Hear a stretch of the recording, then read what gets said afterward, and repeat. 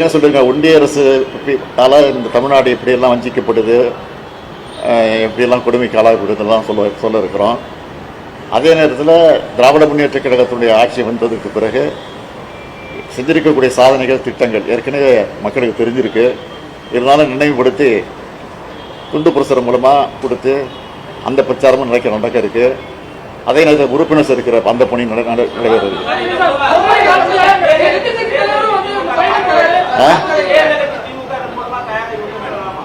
நிச்சயமா நிச்சயமா இப்ப இல்ல தயாராக ரொம்ப நாளாச்சு.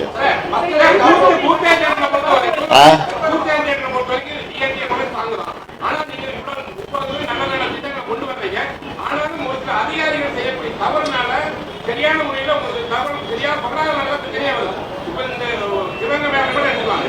ஒவ்வொரு விஷயங்களுமே நீங்க மக்களுக்காக நலத்திட்டங்களை கொண்டு வரும் பொழுது அதை தடுக்கும் அதிகாரிகள் தவறு செய்யறாங்க. அவங்க என்ன தவறு செய்யறாங்க? இல்ல வந்து இந்த சிவகங்கை மேட்டரே கொண்டு வந்துருக்கலாம். ஏன்னா முன்னாடி வந்தோட ஆக்ஷன் எடுத்துருமே வந்து எங்களுக்கு எப்போ தகவல் பொறுத்த வரைக்கும் 2 நாள் கழிச்சு தான் நடவடிக்கை எடுக்கிறாங்க. அந்த உடனே வந்து இந்த எஃப்ஐஆர் போட்டதாலும் ஒரு பிரச்சனை இல்லாம வந்துடும். தகவல் தெரிஞ்ச உடனே நடவடிக்கை எடுத்தாச்சு, கைது பண்ணியாச்சு. இன்னைக்கு கூட மீது நடவடிக்கை எடுத்திருக்கிறோம்.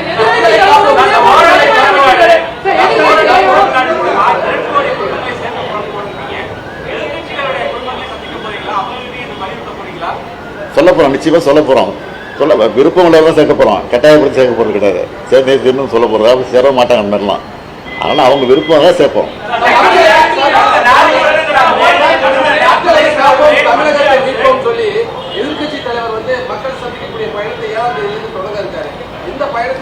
அவர் இப்பதான் மக்களை சந்திக்க போறாரு. இப்பதான் மக்களை சந்திக்க போறாரு. நாங்க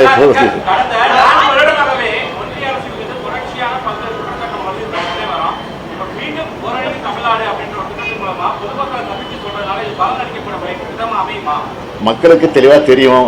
இருந்தாலும் அதை நினைவூட்டுறோம், வலியுறுத்துறோம், வற்புறுத்துறோம். அவ்வளவுதான். தேர்தல் பரப்புரையும் உண்டு, உறுப்பினர் சேர்ப்பு உண்டு, ஒன்றிய அரசு வஞ்சித்து கொண்டிருக்கக்கூடிய அந்த கொடுமைகளும் உண்டு. இன்றைக்கு திராவிட முன்னேற்ற கழகத்தினுடைய சாதனைகளையும் சொல்ல இருக்கிறோம்.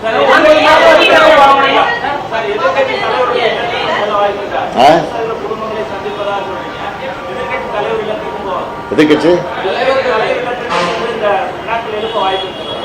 புரியல.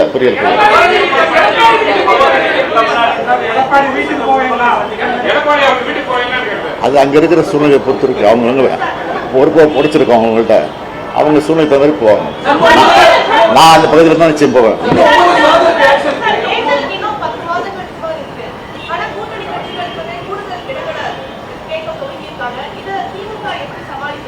அது வந்து தேர்தல் தேதி அறிவித்த பிறகு அவங்க உட்காந்து பேசுவோம்.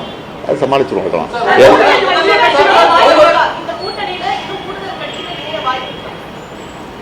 இப்போ இருக்கிற சூழ்நிலையை பொறுத்த வரைக்கும் வருவதற்கான வாய்ப்பும் இருக்கு. ஆனால் வாய்ப்பு வரக்கூடிய நேரத்தில் அதை எப்படி சேர்ப்போங்கிற சூழ்நிலை எங்களுக்கு இருக்கு. அதனால கலந்து தான் செய்வாங்க.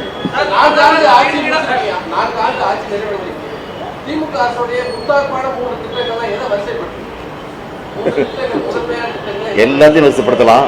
அதான் நீ கேட்டங்கிறத 3 சொல்லிடுறேன். காலை உணவு திட்டம், அது தேர்தல் வாக்குறுதல் கிடையாது இல்லையா? அதை நிறைவேற்றிருக்கோம். மகளிர் உரிமை திட்டம், அது தேர்தல் வாக்குறுதி இருக்கு. அதை வந்து கிட்டத்தட்ட 60% நிறைவேற்றிட்டோம். இன்னும் ஒரு 20% மிச்சம் இருக்கு. அதையும் விட்டு போனதும் ஆகும். அது அவங்க தவறாக படிவத்தை பூர்த்தி பண்ணாமல் தவற விட்டுட்டாங்க. அதை சில தப்பாக பதிவு பண்ணியிருக்கிறாங்க. அதெல்லாம் திருத்தி அதுக்கு ஒரு முகாம் போட்டு அதுவும் செப்டம்பர் மாதம் கொடுக்க போகிறோம். அதனால் அது ஒரு திட்டம், அது பெரிய திட்டம். பேருந்து இலவச பயணம், இது கட்டணம் இல்லாமல் பயணம் பண்ணுறாங்களே, அது ஒரு பெரிய திட்டம். ஒரு மாணவர்களுக்கு மாணவிகளுக்கு கல்விக்காக 1000 ரூபாய், ஆரம்ப பள்ளியை முடிச்சுட்டு கல்லூரிக்கு போகும்போது 1000 ரூபாய், அந்த அற்புதமான திட்டம். இப்படி பல திட்டங்கள் இருக்கு. எதை சொல்றது எதை பண்றதுன்னு தெரியல. போவேன், வாய்ப்பு கிடைக்குமா போவேன்.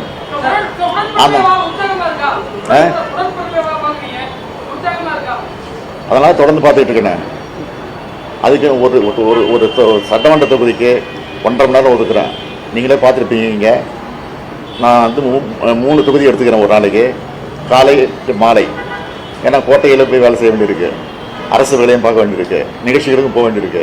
அதுக்கு தகுந்த மாதிரி நான் பார்த்துக்கிட்டு இருக்கிறேன். 230 நிச்சயமாக இதே அறிவாலயத்தில் எல்லாரும் அடித்து செஞ்சுருக்கேன். ஒவ்வொரு பூத்துலையும் 30% புதிய வாக்காளர்களை திமுக உறுப்பினர்களை சேர்க்கணும்னு சொல்லியிருக்காங்க. அப்புறம் இளைஞர்கள் இளம்பெண்களை வந்து கவர்ற வகையில் என்ன திட்டங்களை என்னங்க 30% திமுக உறுப்பினர்கள் வந்து ஒவ்வொரு வாக்குச்சாவடிகளுக்கும் வாக்காளர்களை எடுக்கணும்னு நீங்க ஒரு திட்டத்தை வச்சுருக்கீங்க. அப்புறம் இளைஞர்கள் இளம்பெண்களை கவர வகையில் என்ன திட்டங்கள் 30% இளைஞர்கள் இளம்பெண்களை அதிகமாக சேர்க்கணும். அப்படி உங்க திமுக அவங்க கவர வகையில் என்ன நான் முதல்ல ஒரு திட்டத்தை கொண்டு வந்திருக்கிறோம். அந்த திட்டத்து மூலமாக பயிற்சி கொடுத்து அவங்களெல்லாம் இன்னைக்கு கூட ஒரு நிகழ்ச்சி முடிச்சு தான் வந்திருக்கு, பெரிய நிகழ்ச்சி முடிச்சு தான் வந்திருக்கிறேன். கிட்டத்தட்ட 20 லட்சம் பேரா 40 லட்சம் பேருக்கு பயிற்சி கொடுத்துருக்குறோம். 3 லட்சம் பேருக்கு அதில் வேலை வாய்ப்பு கிடைச்சிருக்கு. எல்லாரும் 20,000 ரூபா, 1 லட்சம் ரூபா, 2 லட்சம் ரூபா, 3 லட்சம் ரூபா சம்பளத்துறவங்க கூட வேலை வாய்ப்பு சேர்ந்துருக்கிறாங்க. இந்த பயணத்தில் எவ்வளவு இலக்கு வச்சு உறுப்பினர் சேர்க்க திட்டம் என்னங்க ஊரணியில் தமிழ்நாட்டில் எவ்வளவு இலக்கு வச்சு உறுப்பினர் சேர்க்க நாங்கள் டார்கெட் ஃபிக்ஸ் பண்ணியிருக்கோம். 30% ஒரு பகுதியில் சேர்க்கணும்னு சொல்லியிருக்கிறோம். எல்லாம் எங்களுக்கு வர செய்தியாக 30 இல்லை 40% சேர்ப்போங்கிற உறுதியும் கொடுத்துருக்குறாங்க. இப்போ 2026 எவ்வளவு சட்டப்பேரவை கூடிய இலக்கை வச்சு நாங்கள் ஏற்கனவே 200 சொல்லியிருக்கிறோம். அதை தாண்டி தான் வரும்னு நினைக்கிறேன். நிறைய தீர்வு பண்றாங்க. இப்போ வந்து ஒவ்வொரு சட்டமன்ற உறுப்பினர் வந்து தனியாவே வந்து மக்களுடைய பிரச்சனை கேட்டிருக்காங்க. நீங்க அந்த முதல்வர் முகவரிக்கு இங்க வந்து அங்க வராமையே அங்கேயே மாவட்டந்தோறும் மாவட்ட ஆட்சித்தலைவர்கள் வந்து இன்னும் நிறைய கேம்ப் பண்ணுறாங்க. ஒரே ஒரு நாள் மட்டும் திங்கட்கிழமை மட்டும்தான் மக்கள் குடிநீர் முகாம் நடப்பாங்க. தாசில்தார் வந்து தாலுகா ஆஃபீஸ் நீங்க நிறைய பண்ண சொன்னாங்க. இப்போ அரசின் சார்பில் ஏற்கனவே ஒவ்வொரு நகராட்சிக்கும் போய் மாநகராட்சிக்கும் போய் எல்லா அஃபீஷியல்ஸும் போய் அவங்க ஒரு வாரம் தங்கி அங்கே மக்கள் குறையை கேட்டு ஆன் தி ஸ்பாட்டில் முடிச்சுட்டு வந்துருக்குறாங்க. அது ஒரு ஏற்கனவே முகாம் முடிஞ்சிருச்சு. இப்போ வர இன்னொரு 10 நாளில் மறுபடியும் மீண்டும் அந்த பயணம் தொடங்குகிறோம். அப்போ தான் அந்த மகளிர் விட்டு போன அந்த உரிமை தொகைகள் கூட ஃபில்லப் பண்ணி கொடுக்க சொல்லியிருக்கோம். ஆக அந்த பணியும் நிறைவேற்றுறதுக்கான பணி செய்யணும். மருத்துவர் ராமதாஸ் வந்து அவருடைய பையன் வந்து உங்க மாதிரி இருக்கணும் அப்படின்னு சொல்லி ஆசைப்படுறேன் அப்படின்னு சொல்லியிருக்காரு. அது வந்து ஒரு நல்ல ஃபீலிங்ஸா எதிர்பார்க்கலாம். இல்லை, அது அவருடைய ஆசை. அவருடைய கருத்தை மறுக்க முடியும். அவருடைய கருத்தை மறுக்க முடியாது, ஏற்றுக்க முடியாது.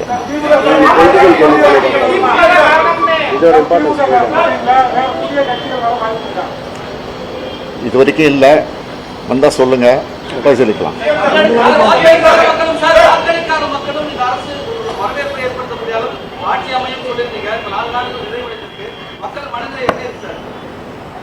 இந்த உரிமை தொகை இருக்க டிஎம்கே மட்டும் வாங்கலை, டிஎம்கே மட்டும் வாங்கலை, எல்லா கட்சியிலும் இருக்கிற மகளிர் வாங்கிட்டு இருக்கிறாங்க.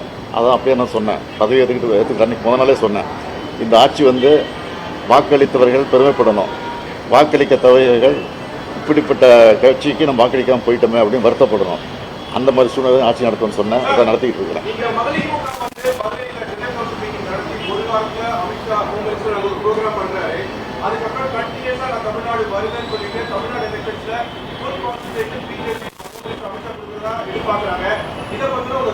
அமித்ஷா அடிக்கடி வரணும்.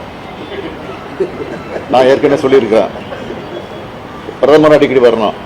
வந்து பொய்யை பேசிட்டு போகிறாங்க, அது பொய்ன்னு மக்களுக்கு தெரியுது. அது எங்களுக்கு தேர்தல் நேரத்தில் அது லாபமாக அடையும்.